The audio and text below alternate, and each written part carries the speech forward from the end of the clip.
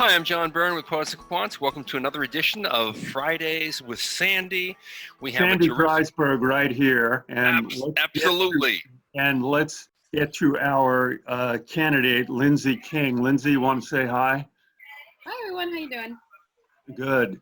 Lindsay's in Paris. She is a marketing manager for Uber in Paris, having worked for a couple of major advertising agencies before that. She is a Berkeley grad, 3.65 undergrad GPA. She also has a master's in 17th century French literature from the Sorbonne. Yeah, let me interrupt, John. Yeah. How do you think an admissions committee responds to that? They're going to love that. She's totally out of the pile. She's with a very hot company. She is a Francophile. She's just the part of her experience that involves her French language skills, her passion for French literature, and her master's degree. How does the Harvard admissions committee respond to that? Well, because you can add that up to not necessarily a totally non-traditional candidate, given her work experience, they love it. Because she has really good, strong work experience to complement the poet side of her. Good. Yeah, I would agree with that. Do you have a resume in front of you, John? Yeah. Lindsay, this is a resume. Lindsay, your resume is a little different. I don't know if we can get a. Yeah, this is. Ooh, that's nice. Well. Wow. That's nice for certain things. Really creative presentation there. Yeah. Do you think, Lindsay, this is a resume you use for what? Yeah, so I shot you guys very quickly. It's my resume as it currently stands. So it's a resume format I used when I applied to Uber, actually. Good. John, what do you think about this resume as, well, Lindsay, I'm convincible on this. It's just different. So, Lindsay, would you present this to HBS, for instance, or are you planning on doing a regular grandpa resume? I have a boring grandpa resume. I have two thoughts on that. The first is obviously one of my strategic strengths from advertising and marketing is my ability to sort of sell myself and my story. And I feel that that's a format that allows me to do that quite well. At the same time, I'm fully open to the fact that it's optimizable for an admissions committee, and I tend to adjust each resume for each employer. I tailor them to each audience, actually. So this may not be the optimal format for an MBA. Yeah, I'd have a little less bells and whistles and a little more just boring content. Like under Uber, brand content manager, writer, that's great, okay? Mm-hmm. Your actual story is traditional and powerful. You're aside from being a little older, you're a Berkeley grad, and then you worked for 2 advertising agencies, and now you work for Uber. Man, that is pretty conventional. And, in a good way, okay? Mm-hmm. What they would want to know is, you say I build and execute content strategies across the entire rider customer experience. Mm-hmm. What does that mean? Give me 3 examples of that. Yeah, so if I'm going to bring it down to sort of the reality, yes. Yeah, reality really quickly is so obviously our product is it's a platform, and so what that means is we need to communicate with our riders on a daily basis about a lot of different things, and so I handle what you often see on a resume is typical engagements or recent engagements, 1, 2, 3. Yep. Could you do that?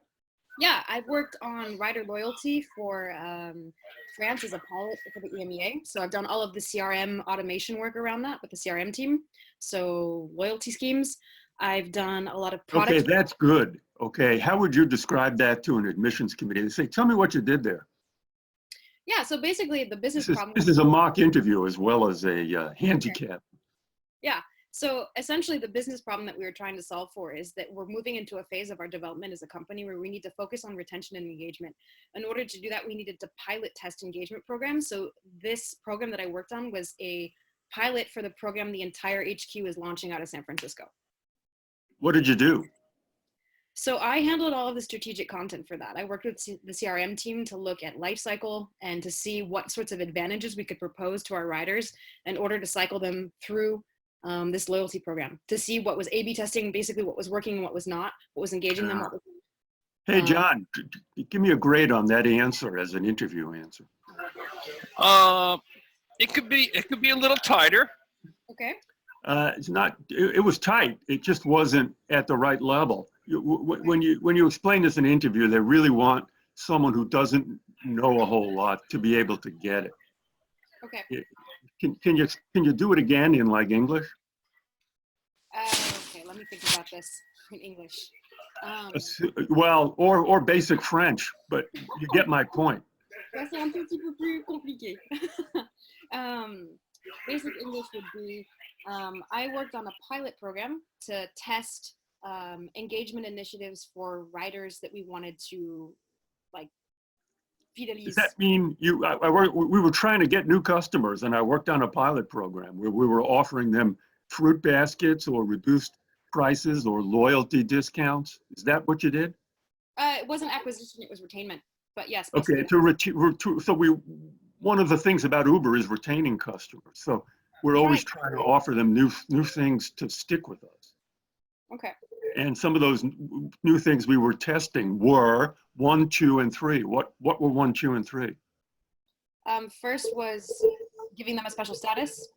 Second was giving them. Yeah, that's good. Yeah, first was special status. Second was VIP customer support. And the third has been different promotional schemes. Okay, you get the idea? Yeah. And you're a quick study. You can figure out, you got to go through your whole resume. Okay. And be able to bang stuff out just like that. Okay, good. That's what I did at Uber. I did 3 projects, bang, bang, and bang. One of them was a project about retaining our current customers, because there's a lot of competition out there. And that project involved bang, bang, and bang. Okay. That's the way they like answers. Okay, good to know. What do you think of her goal? And we should say what it is. Her goal is to sort of get in the position to reinvent the ad agency model, which she believes is antiquated and not nearly as effective as it needs to be in this modern day. I found that when I first read it as being naive. I gave it a little more credit after I actually got through all this smoke and mirrors and figured out that you're a very experienced, very accomplished, executive and performer at 3 worldwide companies. So I gave it a little more credit. But at the end of the day, I still think a business school looks at that and they say that, that's naive. Why don't you just say, I want to be an innovative, my goal is to be an innovative advertising executive, particularly in areas like this, and this, which are, particularly in the, digital, which is transforming the whole business, and in the way companies organize themselves. So that way you just sound you still sound like you want to change the world, but you just sound a little more down to earth about it. Okay, that's a question of framing then. I know in particular that I think the area I do want to focus on is tech, because the engineers are having a little bit of a hard time weaving empathy into the marketing and the experience around product. Would that be helpful to mention, or? Yeah, but that's a sub.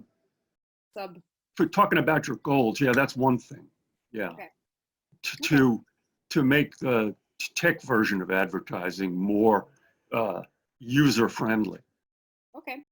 And me personally, I would turn this resume into one with a lot more selected transactions. Mm-hmm. I would have the format more traditional. Okay. Here's the way I approach this. The rule for an accomplished, experienced person like you for the resume and the interview is do no harm, okay?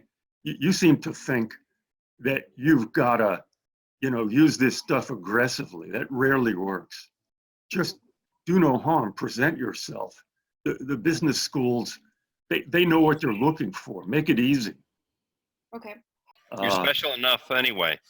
Yeah, that's You're true. out of the pile. You're totally out of the pile in every way. You would be a great voice that would want in the classroom.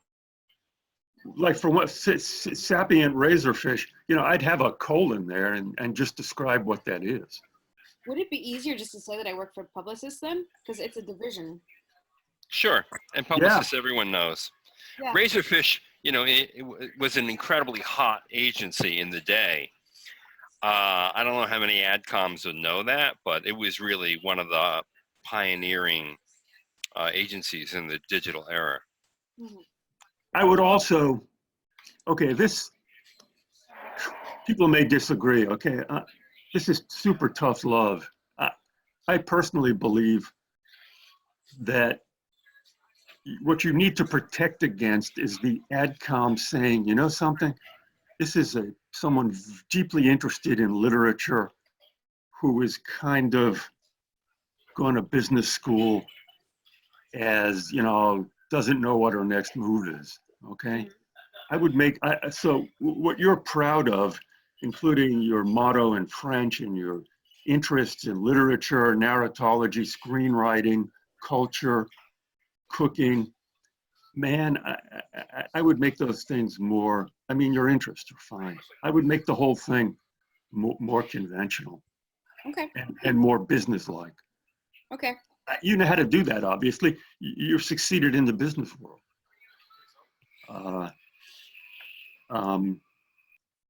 Just the way you present this, you've got this thing where you say, Lindsay King, content strategist, designer, manager, so some guy in the adcom goes, hey, lady, give me a break here. I got to get through 20 of these today. Yeah. All right. On the other hand, that is unique, right? I mean, how many people are going to take that approach? So doesn't that take her out of the pile? My first rule about applying to business school, John, this keeps do no changing. harm. Do no harm. Yeah, do no harm. And the second rule is fit in, do not stand out. They're twin rules, and believe me, they're contrarian. Yeah. Every other consultant in the world, they go, oh, you gotta stand out. Sure, do some harm. Okay, let's do some more interview. What about that anticipated GMAT score? Is the 740 based on practice tests? Yeah, I've already started studying. I'm basically planning to take the test at the end of the spring and leave padding to take it twice if I need to. Okay. Well, I'm going to just tell you, if you get a 740, you are totally golden. Because given your poet status, if you can get a score like that, they're going to be throwing money at you, okay? Okay, we're going to wrap this up because we're getting messages from the control room. Okay, let's just do one mock interview question here, Lindsay. This is valuable for you and everybody else. What job do you want after business school? I would love to go back to Uber and start working cross-functionally out of San Francisco to spearhead all of the innovative marketing we need to do with product. Has that job got a title? It's probably a product marketing manager of some sort. Okay, I would present it that way. Okay. That's great. Okay. They're gonna like that. Yeah, you're. Hey, Lindsay, you got a lot going for you. I'm impressed. You're hip. You're literary. You've got some real accomplishments. Get that boring 740 and check. Okay, Sandy, odds. Check back for a mock interview. So Stanford, Harvard, Wharton. What are the odds? Stanford's always hard. I think if you presented with a 740, let's say you got the 740, I think your odds at Stanford are, 35, 40%. Same at HBS, 40%. Place like other schools, boy, you should be, more likely than not. So 50 plus. Yeah. Yeah. The reason why we always give below 50% odds is people just blow the interview. Even great people. So you But, got you to know, deal that in. You've got a great resume. You're global. You've got 3 great companies in your past. Your numbers, particularly if you get 740, you get anything over 700, you're golden there. Yep, 10 marathons. Come on. I'm impressed. How many? Okay, here's a question for Sandy. How many Harvard MBAs have a master's degree in French literature from the Sorbonne? How many? Possibly none, but or Yeah, one. that's what I'm thinking. Well, you're right. That's a good. I want one of goal. those in my class. All right. Good point. Good point. Okay. Adios. Hey, Au good luck to you, revoir. Lindsay. Shalom. We think you're really going to do well. So Hasta la vista. How many languages have I got? I'll have to circle back this fall and let you know how things go. Yeah, you better. Please do. Really. Okay. So thanks for everyone out there for joining us. And thank you, Sandy. Thank you, Lindsay. And for all of you, good luck on your MBA journey. This is John Byrne with Poets and Quants.